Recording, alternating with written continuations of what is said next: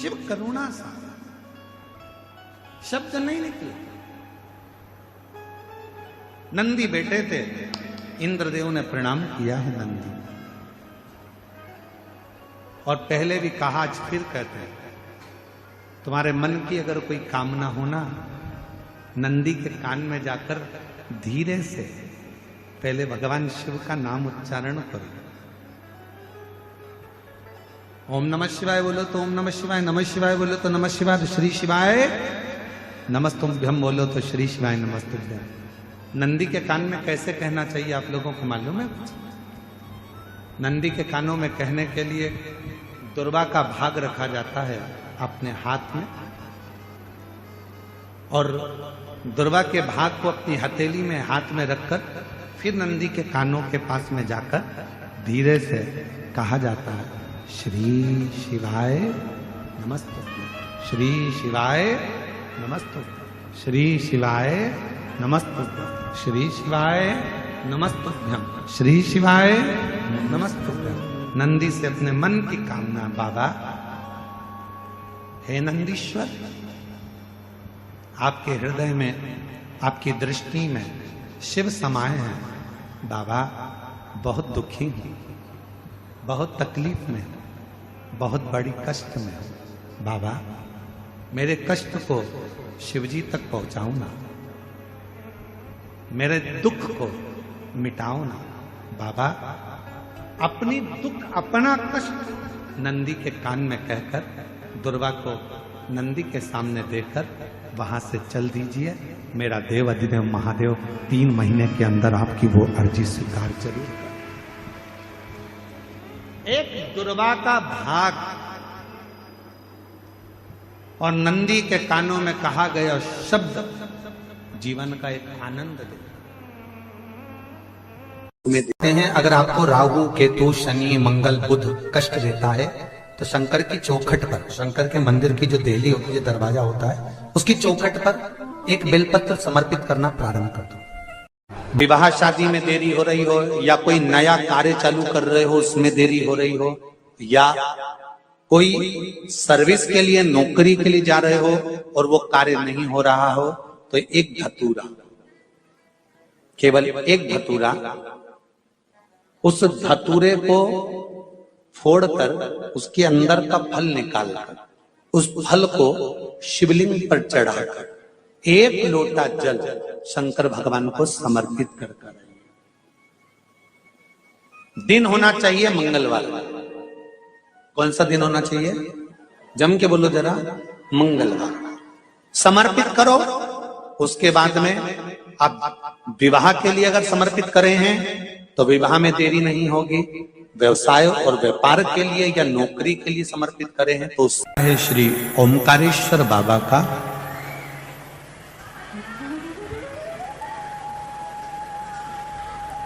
देवऋषि नारद के लिए,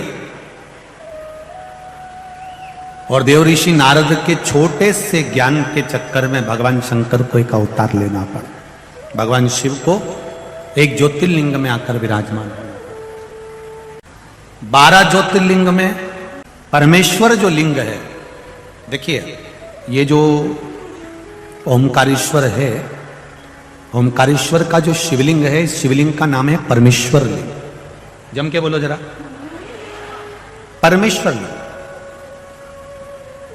ये ओमकारेश्वर हमारे यहां शिव महापुराण में, स्कंद पुराण में, लिंग पुराण में ओमकारेश्वर का जो नाम है, ये बाद में ओमकारेश्वर आया, पहले आया है परमेश्वर लिंग। ओमकारेश्वर लिंग का जो वर्णन आया है वो बाद में बना, पहले परमेश्वर लिंग का वर्णन आया। ये जो 12 ज्योतिर्लिंग है हमारे यहां पर भारत की भूमि पर, ये जो शिवलिंग हैं, इसमें भगवान शंकर की ज्योति विराजमान है। अर्थात ज्योति से मतलब होता है तेज।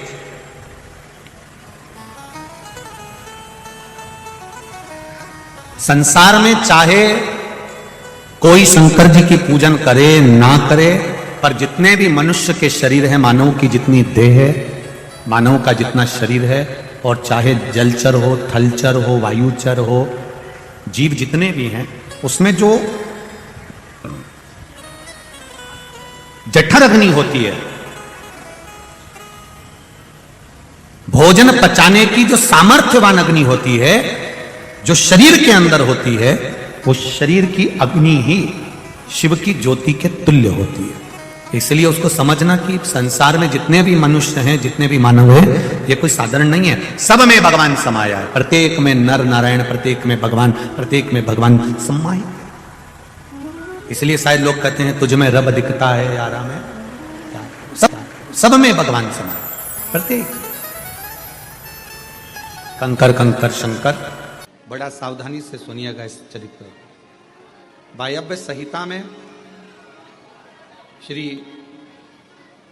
वेदव्यास जी वर्णन कर रहे हैं, और वायव्य संहिता के अंतर्गत वेदव्यास जी कहते हैं कि अगर तुम मंदिर तक ना जा सको, तुम शिव पर एक लोटा जल चढ़ाने के लिए अपने नजदीक के शिवालय में, देवालय में ना जा सकें, कोई मंदिर नजदीक नहीं है, कोई शिवालय नजदीक नहीं है, तो वायव्य संहिता में वेदव्यास जी कहते हैं कि अपने घर में यदि बेलपत्र का वृक्ष है, बेलपत्र का छोटा सा भी अगर पौधा है, तो उसमें थोड़ा भी जल आप प्रतिदिन चढ़ा रहे हो, तो समझ लेना कि 12 ज्योतिर्लिंग में आप जल चढ़ा रहे हो।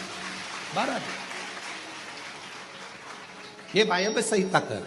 मान लो मंदिर नजदीक में नहीं है, बीमारी बहुत ज्यादा है, तकलीफ बहुत ज्यादा है, और कहा हमने कथा में सुना है कि जल चढ़ाने जाना चाहिए, तो वहां बेलपत्र का अपने गमले में एक छोटा सा पौधा लगा, छोटा सा पौधा, और छोटा सा पौधा लगाकर उस पौधे की परवरिश करो, जल चढ़ाओ।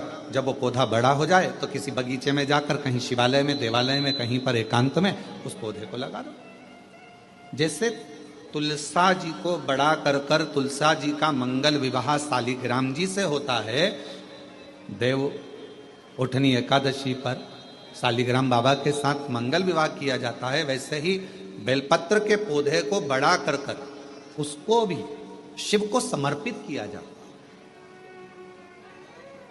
भगवान शंकर को समर्पित किया जाता है।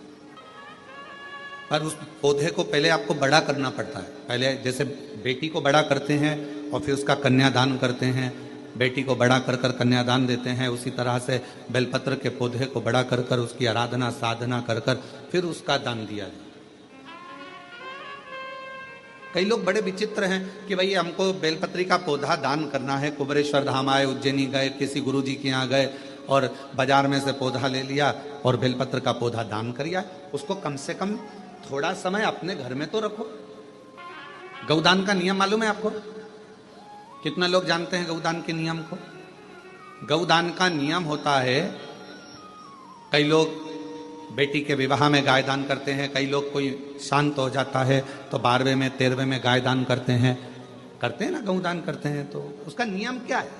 गौदान का नियम होता है कि गाय को अगर दादा परदादा के लिए दान कर रहे हो, वो चले गए, शांत हो गए, उनके 12वें में, उनके 13वें में, उनके 1 महीने के बाद अगर आप दान कर रहे हो, 12वें 13वें में दे रहे हो, या कन्यादान बेटी का कर रहे हो, उसमें गौदान कर रहे हो, या तुम्हारा मन हुआ का गौदान करना है हमारे पूर्वजों, तो पहले उस गाय बछड़े को अपने घर में रखकर उसकी सेवा करना पड़ेगी 1 रात्रि 2 रात्रि, उसके बाद गौदान करो। पहले उसकी सेवा तो करो। आपने तो डायरेक्ट फोन कर कह दिया गाय लियाना, दान करना है। पंडित जी ने संकल्प छुड़ाया, गाय दरवाजे पर आई और 1 मिनट में संकल्प छूटा। पंडित जी से कहा ले जाओ गाय, लेके जाओ जल्दी से, गाय बछड़ा लेकर जाओ। पंडित जी गाय बछड़ा लेकर चले, गाय बछड़ा पंडित जी लेकर चले। ये श्रेष्ठता नहीं। तुलसा जी का पौधा घर में रखकर उसको पोषित कर बड़ा कर फिर शालिग्राम भगवान से विवाह कर फिर दिया।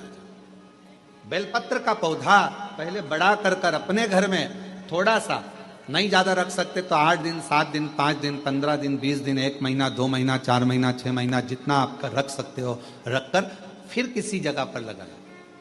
क्यों, क्या जरूरत है गुरुजी अपने घर में पौधे को रखकर फिर दान करना, अपने घर में पौधे को रखकर फिर कहीं लगवाना, अपने घर में पौधे को पहले परवरिश कर फिर कहीं उसको लगवाना? कारण क्या पड़ता है? कारण एक है, वायव्य संहिता शिव महापुराण की कहती है, अगर हमने किसी बेलपत्र के पौधे को अपने घर में रखकर 5 दिन 7 दिन 1 महीना 15 दिन 6 महीना उसको परवरिश करा, तो हमारे घर का कितना भी नेगेटिवता, कितनी भी हमारे घर में कुछ भी गंदा हो रहा है, कुछ गलत हो रहा है, कोई गलत हो रहा है, कोई झूठ बोल रहा है, कोई पाप कर्म हो गया हमारे घर में, इस भूमि पर जिसमें हम रहते हैं, उस घर में एनर्जी अगर नहीं है, तो आपने उस पौधे को अपने घर में रखकर उसका परवरिश कर 15 दिन, 7 दिन, 1 महीना, 2 महीना, 6 महीना, 8 महीना, जितना तुम्हारा मन कर जाए, 1 दिन, 2 दिन, जितना मन, उसके बाद पौधे को कहीं लगवा। क्यों?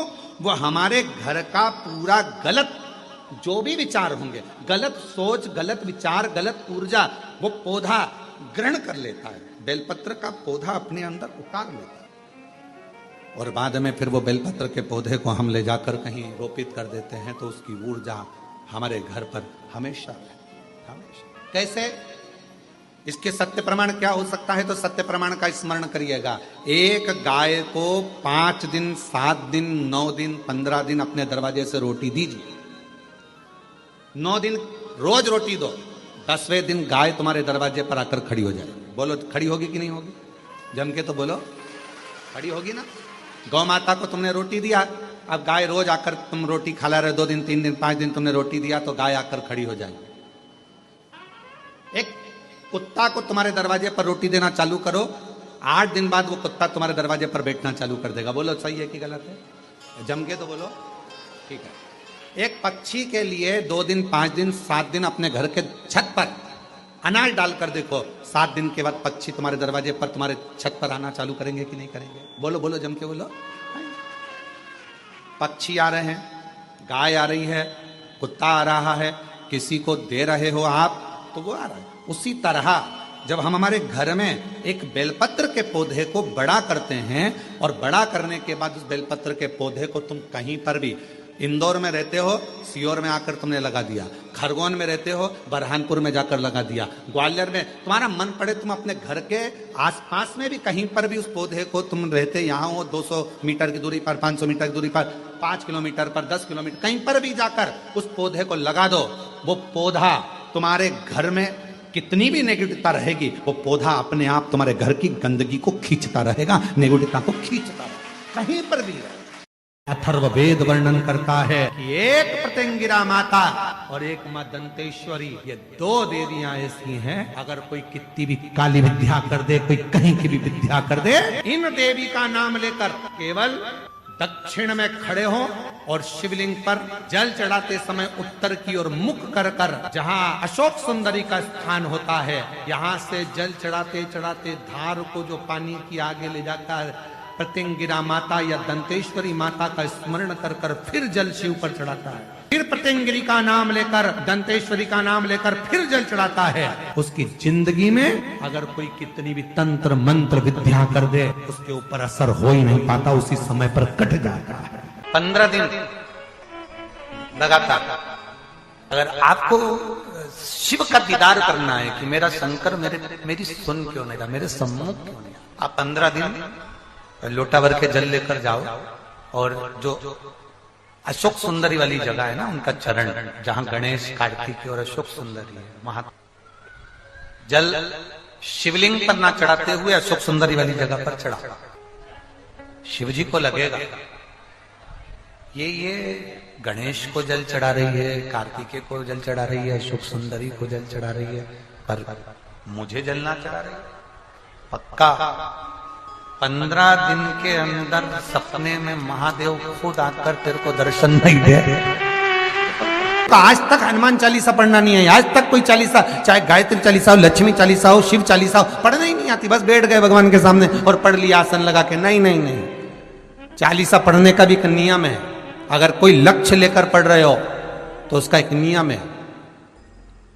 पूरी जिंदगी पढ़ते रहोगे तो भगवान की प्राप्ति नहीं है, पर लक्ष्य लेकर अगर पढ़ा है, आसन से जिस भगवान की चालीसा पढ़ रहे हो उसकी मूर्ति या उसका फोटो आपके सामने होना चाहिए।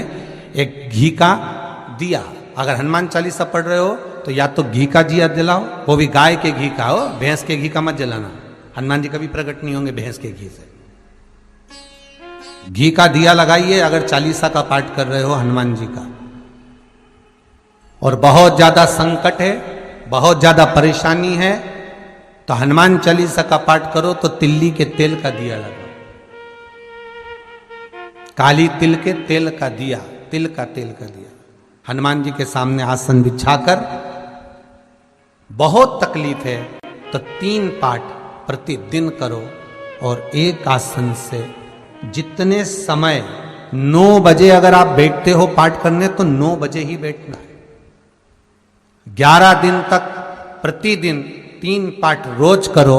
एक पानी का लोटा, कलश, तांबे का जल अर्थात तांबे का लोटा हो, स्टील का लोटा हो, तुम्हारे पास जो कलश हो उसमें जल भरकर, एक सिक्का उसमें पटक कर, एक लौंग पटक कर प्लेट से ढक कर रख दो और प्रतिदिन बस टाइम पर बैठकर पाठ करो।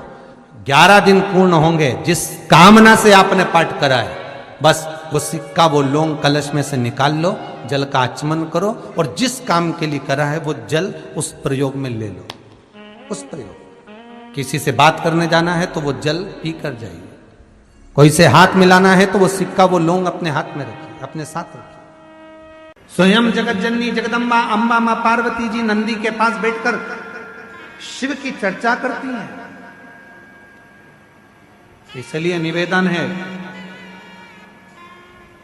यदि कभी मौका लगे आपकी जिंदगी में, कभी जीवन में अगर ऐसा लगे कि बहुत दुख है, बहुत तकलीफ है, बहुत कष्ट है, एक बेलपत्र अपने हाथ में रखो,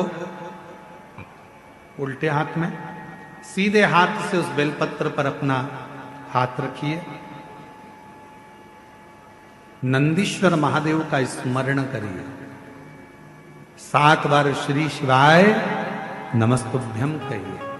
फिर उस बेलपत्र को सीधे हाथ में रहकर, जो नंदी शिवजी के मंदिर में है, दोनों सींग है, उस सींग के ठीक पीछे नंदी का उभरा हुआ भाग है, उस भाग पर नंदीश्वर शिवलिंग का स्मरण कर कर बेलपत्र को चढ़ा दो। इस डंडी का भाग पूंछ की ओर होना चाहिए, पत्ते का भाग मुख की ओर हो, और उस बेलपत्र को बाबा के चढ़ाकर, कितना भी दुख हो जिंदगी में, कितना भी कष्ट हो, नंदीश्वर महादेव का जब स्मरण आप करने लगते हो तो धीरे धीरे वो दुख कटना प्रारंभ हो जाता है, शिव हाथ पकड़ना प्रारंभ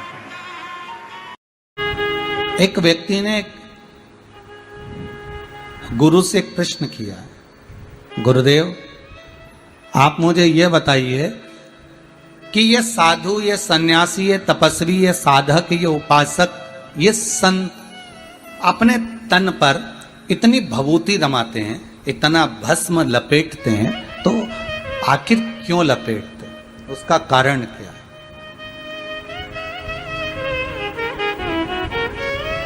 उस भस्म को लपेटने का कारण क्या हो सकता है?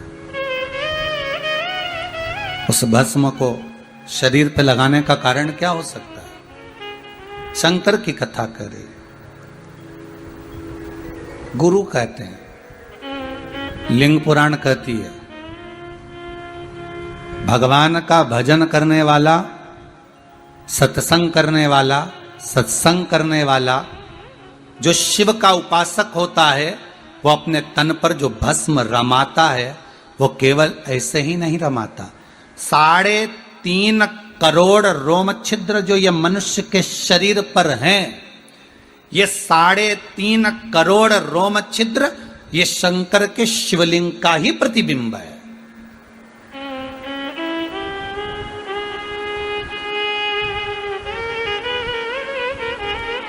और भस्म लगाकर देखिए, भस्म रमाकर पूरे शरीर पर, ये उन 3.5 करोड़ रोम छिद्र में जो शिव बसा हुआ है, उस शंकर को भस्म का लेपन करता है, भस्म का। ये जो 3.5 करोड़ रोम छिद्र है, ये काय के लिए दिया है? केवल स्मरण करने के लिए। एक दिन में 3.5 करोड़ बार भगवान का नाम आपके मुख से निकलना चाहिए। क्यों संत कहते हैं कि कथा में जाकर बैठो? क्यों कहते हैं कि आस्था चैनल पर कथा आ रही है, फेसबुक यूट्यूब पर कथा चल रही है, अपना मोबाइल लेकर उस कथा का स्मरण करो? क्यों कहा जाता है कि चैनल के सामने बैठकर कथा का रस तत्व ग्रहण करो? क्यों कहते हैं कि कथा को सुनो, उसका कारण क्या होता है? 3 घंटे में, 2.5 घंटे में, 2 घंटे में, 1 घंटे में, आधा घंटे में तुम जितनी देर का सत्संग करते हो उतनी देर तक जो भगवान की चर्चा होती जाती है, भगवान का स्मरण होता चले जाता है, भगवत नाम का जाप होते चले जाता है, उतना जितने शब्द सत्संग में निकलते चले जाते हैं, स्मरण में निकलते जाते हैं, जितने शब्द निकलते चले जाते हैं उतने ही हमारे ये रोम छिद्रों में भगवान की भक्ति का प्रतिबिंब इकट्ठा होते चले जाता है, एकत्रित होते चले जाता है।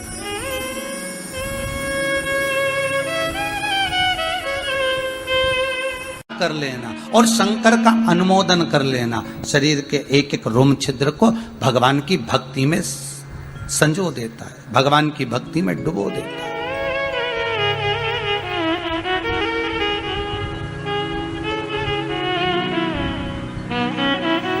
का एक भान उत्पन्न हो जाए। 3.5 करोड़ रोम छिद्र जो मनुष्य के शरीर में है, ये जो रोम छिद्र भगवान ने जो दिए हैं, ये केवल स्मरण के लिए दिया, केवल स्मरण के। घर में अगर कोई वाहन आता है, घर में अगर कोई गाड़ी आती है, चाहे 2 व्हीलर आए, चाहे 4 व्हीलर आए, या कोई फैक्ट्री हो जो चल नहीं रही हो, बड़े परेशान हो गए, कुछ दिन अच्छा चलती फिर बैठ जाती, कोई व्यापार आप कर रहे हैं और थोड़े दिन अच्छा चल रहा है, थोड़े दिन बैठ रहा है, तो कुछ नहीं करना, केवल हनुमान जी के मंदिर का उल्टा पांव का सिंदूर लेकर आइए, हनुमान जी के 3 नंबर का भाई गतिमान का नाम लेकर, और दुकान पर, व्यापार पर, फैक्ट्री पर या गाड़ी पर उसका स्वस्तिक बना दीजिए। जिंदगी में कभी ना तो गाड़ी का एक्सीडेंट होगा, ना कहीं वो गाड़ी कभी ठुकाएगी, और ना कभी खड्डे में जाएगी। और अगर फैक्ट्री पर आपने अगर स्वस्तिक बनाया है तो